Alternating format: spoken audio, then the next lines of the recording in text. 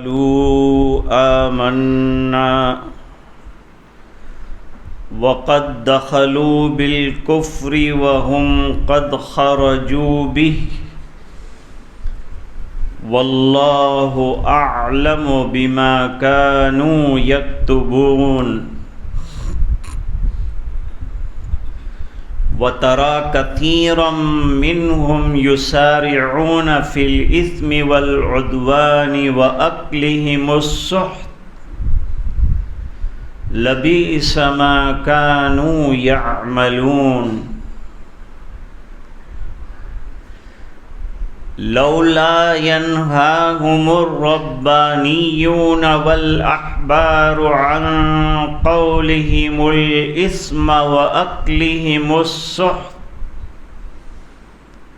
لبئس ما كانوا يصنعون وقالت اليهود يد الله مغلولة غلت أيديهم ولعنوا بما قالوا بل يداه مبسوطتان ينفق كيف يشاء وَلَيَزِيدَنَّ كَثِيرًا مِّنْهُمْ مَا أُنزِلَ إِلَيْكَ مِن رَّبِّكَ طُغْيَانًا وَكُفْرًا وَأَلْقَيْنَا بَيْنَهُمُ الْعَدَاوَةَ وَالْبَغْضَاءَ إِلَى يَوْمِ الْقِيَامَةِ كلما أوقدوا نارا للحرب أطفأها الله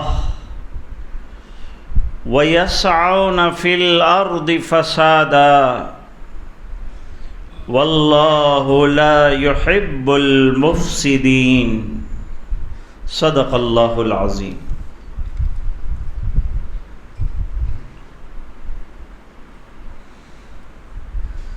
یہودیوں کی مسلمانوں کے ساتھ مخالفت اور دشمنی مذہب کے اختلاف کی وجہ سے،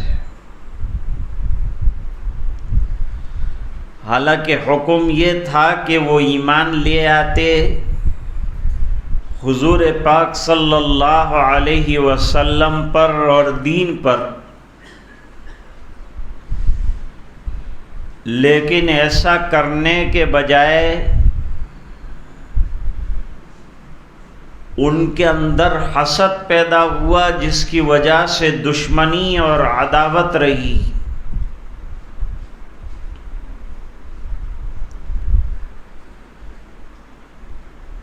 جب آپس میں بین المذاہب یا بین المسلکین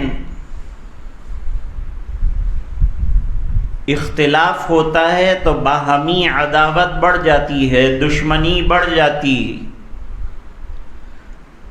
اور یہ نفرت کو جنم دیتی ہے، برائیوں کو پیدا کرتی۔ یہود رات اور دن ایک کر رہے تھے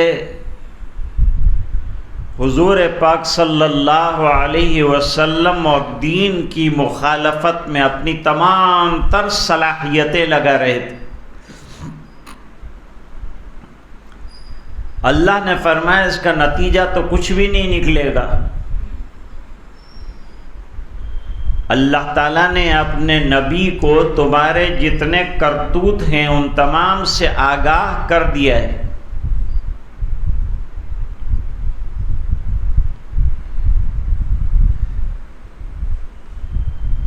جب یہ لوگ حضور پاک صلی اللہ علیہ وسلم کے پاس آتے ہیں تو قسمیں کھا کھا کر اپنا ایمان بیان کرتے ہیں، اور اللہ تعالیٰ فرماتے ہیں یہ ایسے جھوٹے ہیں کہ کفر لے کر آئے ہیں، کفر لے کر جائیں گے۔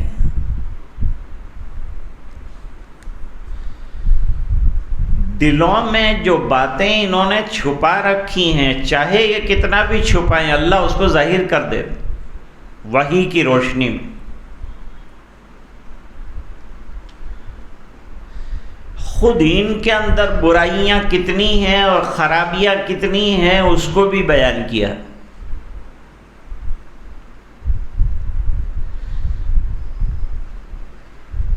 ان کا ایک بہت بڑا طبقہ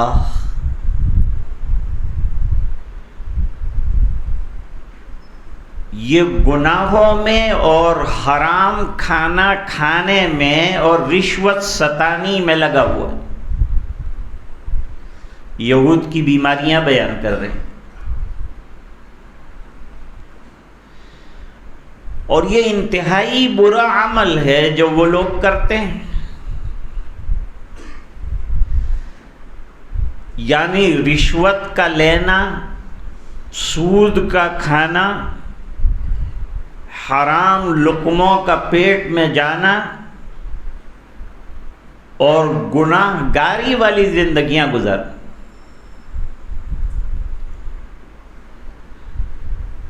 ان کے احبار اور ان کے رہبان، احبار حبرن کی جمع، حبرن یہودیوں کے عالم کو کہتے ہیں،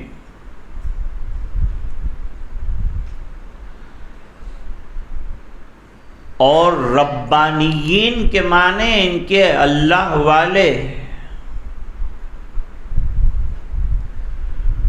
ان کا فریضہ یہ تھا کہ ان لوگوں کو یہ غلط کاموں سے روکتے کہ رشوت مت لو، سود مت کھاؤ، حرام غذا استعمال مت کرو، جھوٹ مت بولو، سچ پر اپنی زندگی گزارو۔ یہ نصیحت کرنا چاہیے تھا یہودیوں کے علماء اور ربانیین کو، لیکن وہ ایسا نہیں کر رہے ہیں تو بہت برا کام کر رہے ہیں۔ ایک ہوتا ہے فعل جو ارادہ اور بلا ارادہ دونوں وجود میں آتا ہے، اس کو فعل کہتے ہیں، اور ایک ہے عمل جو قصد کے ساتھ وجود میں آتا ہے،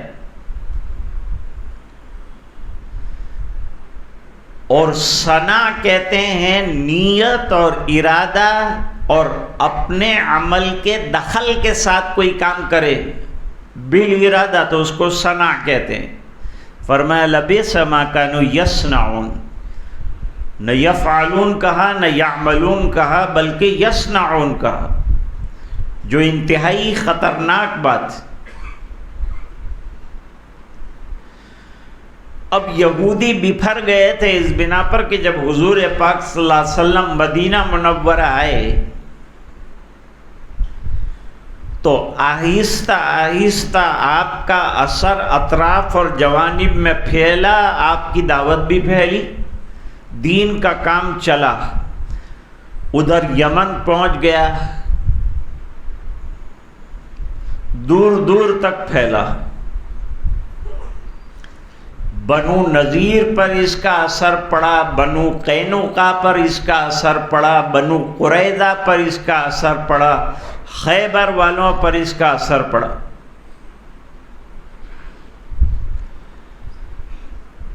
اور یہ لوگ مالی بحران کا شکار ہو گئے۔ جیسے جیسے اللہ تعالیٰ ایمان والوں کو فتوحات دیتے گئے، ویسے ویسے اللہ نے مال و دولت عطا فرمانا شروع کیا ایمان والوں کو، دولت ایمان بھی دی اور دولت دنیا بھی دی۔ اور ان کی حکم و عدولیاں اور نافرمانیوں کی وجہ سے اللہ تعالیٰ نے نعمتیں ان سے چھین لی، نافرمانیوں سے نعمتیں چھن جاتی، برکتیں ختم ہو جاتی۔ اس لیے زندگی فرما برداری والی گزارو تاکہ اللہ دنیا اور آخرت دونوں کی نعمتیں، آخرت تو ملے ہی گی انشاءاللہ، لیکن دنیا میں بھی اللہ تعالیٰ برکتوں سے ہمکنار فرمائیں گے، رحمتوں سے نوازیں گے۔ اللہ کی ذات بے عیب ہے، اللہ کی ذات میں تمام کمالات اور تمام خوبیاں ہیں، تمام اوصاف کمالیہ اللہ میں موجود ہیں، کوئی بھی عیب اللہ میں نہیں ہے۔ لیکن جب یہودیوں کا ہاتھ تنگ ہونے لگا، ان کی روزی میں کمی آنے لگی، تو انہوں نے اللہ پہ الزام لگایا۔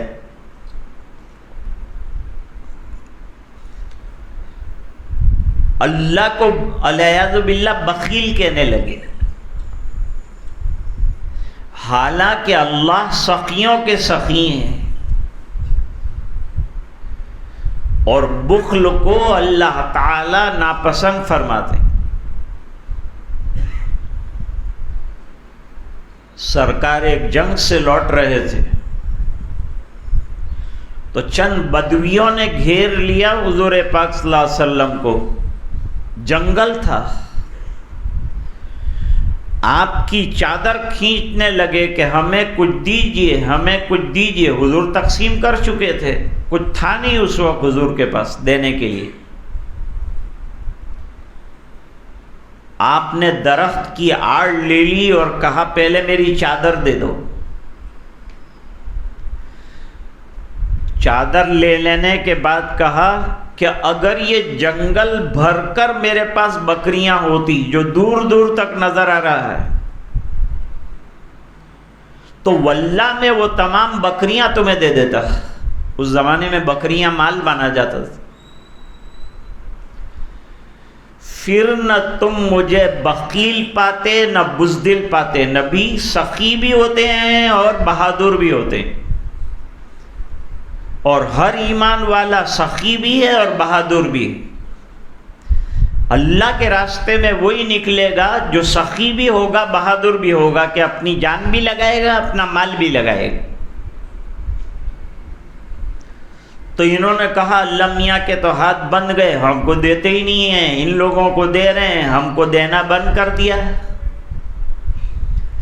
ید اللہ مغلولہ، اللہ کے ہاتھ بندھے ہوئے ہیں، الیاذ باللہ۔ ید اللہ یہ متشابہات میں سے ہے، اللہ کا ہاتھ کیسا ہے اس کی کیفیت ہم کو معلوم نہیں۔ اس کے اندر اہل سنت والجماعت کا عقیدہ یہ ہے کہ وہ صفات جو ہم کو سمجھ میں نہیں آتی، لیس کمثلہ شیء، اللہ کا ہاتھ الگ ہے، بندوں کا ہاتھ الگ ہے، اللہ کا سمیع ہونا اور ہے، بصیر ہونا، علیم ہونا، خبیر ہونا اور ہے، اور ہمارا دیکھنا، بولنا، سننا، علم رکھنا اور ہے۔ اللہ کا علم محیط ہے، اس کی صفات بھی محیط ہیں۔ اس لیے یہ عقیدہ یاد رکھو، تنزیہ مع تفویض، تنزیہ مع تفویض کا مطلب یہ ہے کہ اللہ نے جو صفات قرآن و حدیث میں بیان فرمائی ہے، سرکار نے حدیث میں، قرآن میں اللہ نے، وہ سب اپنی جگہ ثابت ہے، لیکن اس کی کیفیت کیا ہے ہم اس سے ناواقف ہیں، اس سے بے خبر ہیں۔ تو اس معاملے کو اللہ کے حوالے کرتے ہیں کہ اللہ جانے کہ وہ کیا ہے۔ اس کو کہتے ہیں تنزیہ مع تفویض۔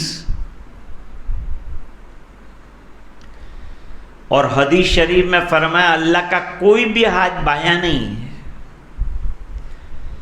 بایاں ہاتھ کمزوری پر دلالت کرتا ہے، اور اللہ کے کسی بھی ہاتھ کے اندر کمزوری نہیں ہے، اس کے سب ہاتھ دائیں ہیں، یمین ہے، وَكُلُّ يَدِ اللَّهِ يَمِينٌ۔ اللہ فرماتے ہیں انہوں نے جھوٹ بکا ہے اللہ پر، جھوٹ بولا ہے انہوں نے اللہ پر۔ اللہ کے ہاتھ کشادہ ہیں، اللہ سخیوں کے سخی ہیں۔ دیکھو ایمان والوں کو کہاں تھے اور کہاں پہنچایا، کیسے تھے اور کتنا دیا۔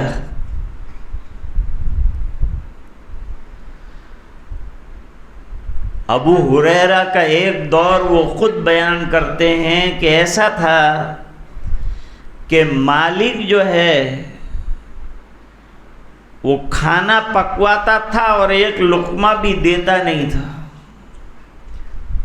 سامنے بیٹھ کے چٹ کر جاتا تھا کھانا اور یہ منہ تکتے رہتے تھے۔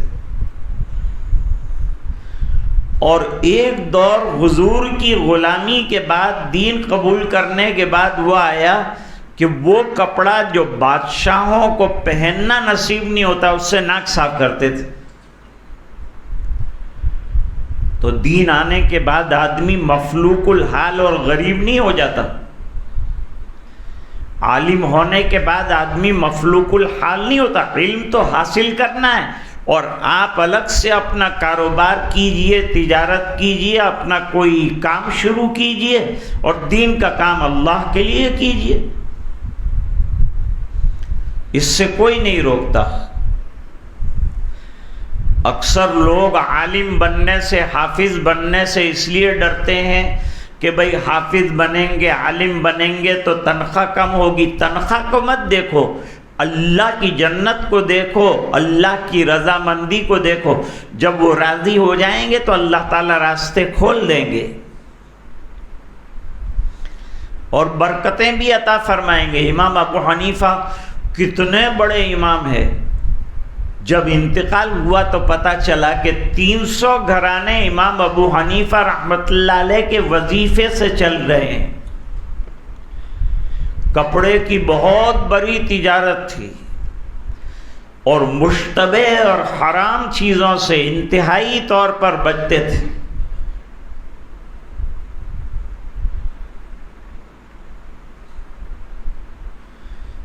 اب آپس میں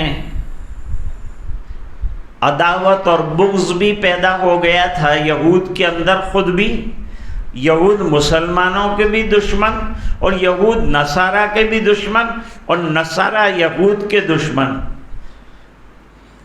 اور مشرکین مکہ کہتے تھے کہ ہم کو تو کوئی کتاب ملی نہیں، ان کو تو کتابیں ملی ہیں۔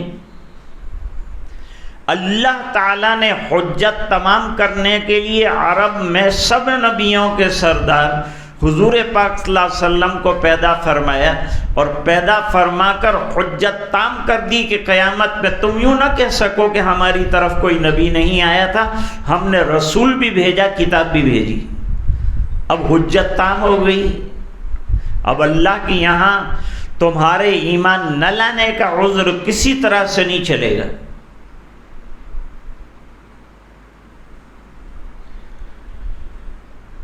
اب یہ لوگ اپنے اندر کی عداوت اور بغض کی وجہ سے کبھی کبھی لڑائیاں بھڑکانے کی مسلمانوں میں کوشش کرتے تھے کہ مسلمانوں کے دو گروہ میں لڑائی ہو جائے، ان کو بڑا مزہ آتا تھا، کیونکہ ان کا مقصد مسلمانوں کو متفرق دیکھنا، الگ الگ دیکھنا، لڑتے ہوئے دیکھنا، شکست کھایا ہوا دیکھنا، یہ سب خوشیاں تھیں یہود کی جو ان کے دل میں رہ گئی اور اللہ تعالیٰ نے کامیابیاں عطا فرمائی۔ فرمایا جب جب یہ لوگ لڑائی کی آگ بھڑکانا چاہتے ہیں ہم بجھا دیتے ہیں، مسلمانوں کو سمجھ دے دیتے ہیں، ایمان والوں کو سمجھ دے دیتے ہیں، صحابہ کرام کو سمجھ دے دیتے ہیں، یہ لڑانے والی بات ہے۔ اور لڑانے کی بات جہاں کرتے ہیں، حضور کو پتا چلا، چادر ڈالی کمر پر، فوراً روانہ ہوئے۔ کہاں لڑتے ہو، کہاں یہ یہود کے چکر میں پڑے، ان کی باتوں میں آ گئے، ایمان پر رہو، اللہ نے ایمان کی وجہ سے تم کو ایک کیا ہے۔ اوس میں اور خزرج میں کیسی بڑی لڑائی، 100 سال لڑائی چلی، بڑے بڑے لیڈران ختم ہو گئے، لیکن اللہ تعالیٰ نے ایمان کے کلمے کے نیچے ایسا ان کو بنایا کہ بھائی بھائی کی طرح رہنے لگے، کہ ایک بھائی کا انتقال ہوتا ہے، مواخات کروائی تو اپنے مال میں سے اس کے لیے وصیت کرتا ہے۔ یہ سب کیوں ہوا؟ یہ ایمان کی دولت کی برکت سے ہوا، یہ سرکار کی فہمائش کی وجہ سے ہوا، یہ دین کی تبلیغ کی وجہ سے ہوا۔ اللہ تعالیٰ فرماتے ہیں کیا خوب ہوتا کہ یہ یہود جو ہیں ایمان قبول کر لیتے، سرکار کی دعوت قبول کر لیتے، نصارہ حضور کی بات مان لیتے، تو نصارہ اگر حضور کی بات مانتے تو انجیل پر عمل کرنے کا ثواب بھی پاتے اور نبی صلی اللہ علیہ وسلم پر ایمان لانے کا ثواب بھی پاتے، ان کے دگنا اجر اور دگنا ثواب ہو جاتا ہے۔ اسی طرح یہود اپنی نالائقی چھوڑ کر، اپنی شرارتیں چھوڑ کر دین کا قلادہ پہن لیتے اور آپ صلی اللہ علیہ وسلم کے زیر نگیں زندگی گزارتے، تو ان کی سب سیئات کا ہم کفارہ کر دیتے اور ان کو جنت کے باغات میں داخل کرتے۔ اور اگر یہ لوگ نمازوں کے پابند ہو جاتے، عبادات کے پابند ہو جاتے، تورات کہہ رہی تھی کہ ایمان لاؤ نبی پر لے آتے، تو یہ تورات پر ایمان لانے والے مانے جاتے، اور قرآن کو مان لیتے تو قرآن پر ایمان لانے والے مانے جاتے، اور انجیل کو مان لیتے تو انجیل اور قرآن دونوں کو ماننے والے رہتے، اور ان کو اللہ تعالیٰ اوپر سے نیچے سے چاروں طرف سے نعمتوں سے نواز دیتا۔ اللہ تو بڑا سخی ہے، یہ جو انہوں نے کہا کہ اللہ کے ہاتھ بندھے ہوئے، نہیں، تمہارے ہاتھ بندھے ہوئے، تم ایک پیسہ اللہ کے دین کے لیے نہیں دینا چاہتے۔ یہود بڑے کنجوس مکھی چوس تھے، وہ اپنے دین پر خرچ کرنا نہیں چاہتے تھے تو حضور کے دین پہ کیا خرچ کرتے؟ ہاں، حضور کے دین کو مٹانے کے لیے مشرکین مکہ اپنا مال لگا رہے تھے، اپنی جانیں لگا رہے تھے، یہود اپنے دماغ لگا رہے تھے، نصارہ دین کو مٹانے کی کوشش کر رہے تھے اس زمانے میں، اور منافق چاروں طرف سے پھیلے ہوئے تھے اور لگے ہوئے تھے۔ اس کے باوجود دین کی بہار آئی اور اللہ تعالیٰ نے کامیابی کا پھریرا عطا فرمایا اور آدھی دنیا پر مسلمانوں نے حکومت کی۔ تو آج یہ جو چاروں طرف مخالفت اور حالات اور پریشانیوں کے بادل منڈرا رہے ہیں، یہ ہمارا کچھ بگاڑ نہیں سکیں گے، کیونکہ یہ دین کی حفاظت اللہ کر رہے ہیں۔ جب حفاظت ہی اللہ کر رہے ہیں، ہم محنت کریں نہ کریں، اگر نہیں کریں گے ہم محنت تو ہم گراؤنڈ سے باہر پھینک دیے جائیں گے، لیکن اگر ہم محنت کریں تو ہم اور ہماری اولاد کو اللہ دین کے اوپر قائم رکھے گا اور دنیا اور آخرت کی نعمتیں عطا فرمائے گا، اور کوئی ہمارا بال بیکا نہیں کر سکے۔ قرآن کریم میں بڑی وضاحت کے ساتھ اس بات کو بیان کیا ہے۔ یریدون لیطفئوا نور اللہ بافواہہم، مشرکین اور مخالفین دین رات اور دن اسلام کا چراغ مصطفی صلی اللہ علیہ وسلم کو بجھانے کی کوشش کرتے ہیں، اور اللہ اسے جلانے اور جلانے کی محنت میں لگے۔ جب اللہ تعالیٰ ہی جلانا چاہتے ہیں چراغ کو، دنیا کیسے بجھا سکتی؟ میں چھوٹی سی مثال دیتا ہوں، ہم لوگ ابھی کتنی بڑی تعداد میں یہاں بیٹھے ہیں، یہ ٹیوب لائٹیں جل رہی ہیں، یہ روشنیاں جل رہی ہیں، اس کا تعلق وہاں مین سوئچ کے ساتھ ہے، کنیکشن وہاں سے اور سپلائی اوپر سے آ رہا ہے۔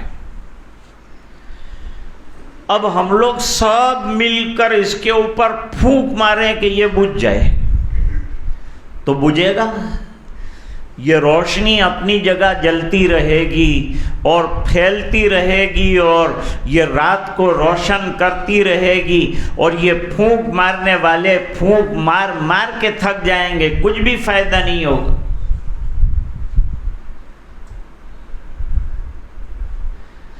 ہمارے ایک بزرگ تھے حضرت مفتی محمود الحسن صاحب گنگوہی رحمۃ اللہ علیہ، علماء دیوبند میں بڑا اونچا مقام ہے حضرت کا، فتاوی محمودیہ 35 جلدوں میں چھپی ہے۔ وہ ایک مثال دیتے تھے کہ چند بکروں کو ایک پہاڑ پر غصہ آ گیا کہ یہ پہاڑ کیوں ہمارے راستے کے اندر رکاوٹ بنا ہوا ہے، ہمارے چرنے میں کیوں رکاوٹ بنا ہوا ہے، یہ پہاڑ کو ہٹایا جائے۔ بکروں نے مشورہ کیا، بھئی اتنا بڑا پہاڑ کیسے ہٹائیں گے؟ انہوں نے کہا ہٹانے کے لیے اللہ نے ہم کو 2 سینگ دیے ہیں، ایک دیا ہوتا تو بھی بات الگ تھی، 2 سینگ دیے ہیں اور اتنا مضبوط سر دیا ہے۔ بکروں کی ایک بڑی جماعت جمع کرو اور کل صبح سے یہ سینگ کے ذریعے سے اسے مٹانا شروع کر دو۔ شام کے کنارے پر سب بکرے اونٹ پہاڑ کے نیچے آرام کر رہے تھے، پہاڑ مسکرا رہا تھا، بکرے ختم ہو گئے اور پہاڑ کا کچھ نہ بگڑا۔ یہ دین پہاڑ ہے، اس میں رات دن کرنے والے محنت کرتے رہیں مٹانے کی، لیکن اللہ نے قیامت کی صبح تک دین کو باقی رکھنے کا جو وعدہ کیا ہے، ان اللہ لا یخلف المیعاد، اللہ تعالیٰ اپنے وعدے کے خلاف کبھی نہیں کرتے۔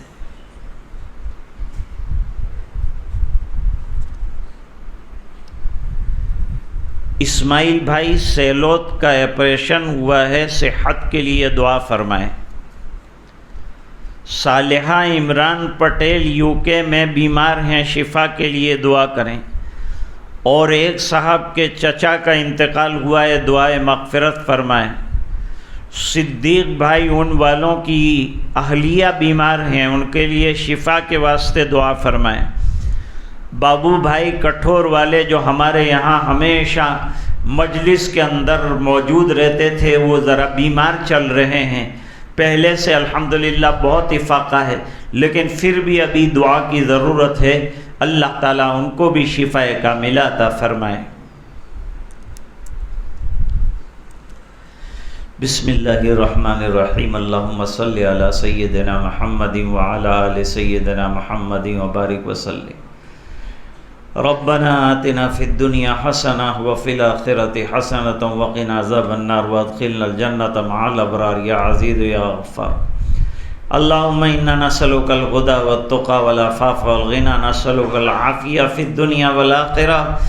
اللہم اغفر لنا ولوالدینا ولاساتذتنا ولمشائخنا ولمن حق علینا ولمن اوصانا بالدعاء، واغفر لجمیع المسلمین والمسلمات والمؤمنین والمؤمنات الاحیاء منهم والاموات، انک سمیع قریب مجیب الدعوات، یا قاضی الحاجات، یا حل المشکلات، یا دافع البلیات، یا شافی الامراض، انک علی کل شیء قدیر۔ اے اللہ ہمارے گناہوں کو معاف فرما، کوتاہیوں سے درگزر فرما، اپنا فضل اور کرم شامل حال فرما، رحم کے اور کرم کے فیصلے فرما۔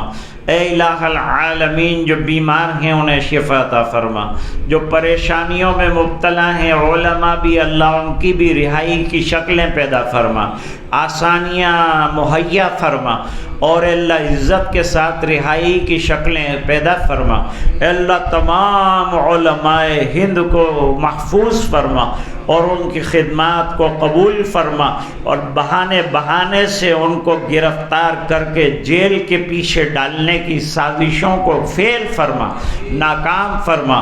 اے اللہ حق کا بول بالا فرما، اسلام کا بول بالا فرما، تیرے دین کی محنت کو لے کر چلنے والے لوگوں کو اے اللہ آسانیاں میسر فرما، رکاوٹوں کو دور فرما، قانونی چارہ جوئیوں سے حفاظت فرما، بیماروں کو شفا عطا فرما، ایمان پر دنیا سے جانے والوں کی مغفرت فرما۔ اے اللہ یہ دعائیں اپنے فضل و کرم حبیب پاک صلی اللہ علیہ وسلم کی برکت سے قبول فرما، برحمتک یا ارحم الراحمین۔